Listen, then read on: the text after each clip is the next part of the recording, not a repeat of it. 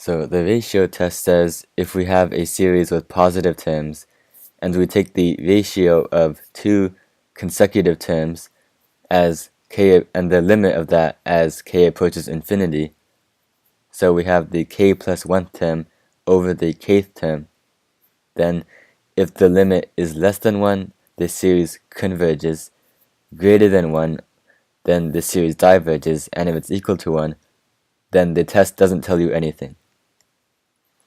So for this series, the next term, the k plus 1th term, will be k plus 1 to the k plus 1 power over k plus 1 factorial. So then we divide this term by this general term, which is the same thing as multiplying by the reciprocal of this, and take the limit of that as k approaches infinity. So doing a little expanding, this is the same thing as k plus 1 times k plus 1 to the k power, and this is the same thing as k plus 1 times k factorial.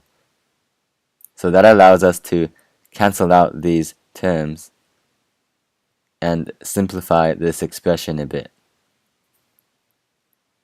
So if we keep simplifying this, here we can split up the fraction into 1 plus 1 over k. So we end up with this limit. And if you remember, this limit is the definition of e. So the limit evaluates to e, which is greater than 1, so this series diverges.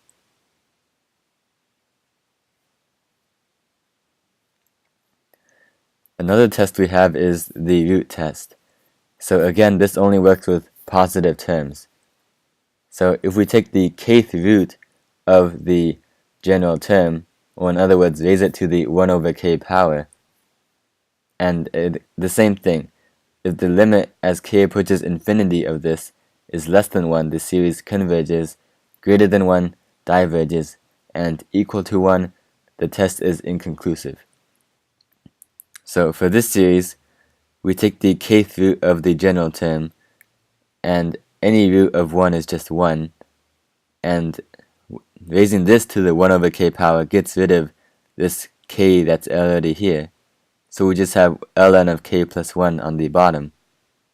And if we take the limit as k approaches infinity, the bottom will keep increasing, so the limit is 0, which is less than 1, so the series converges.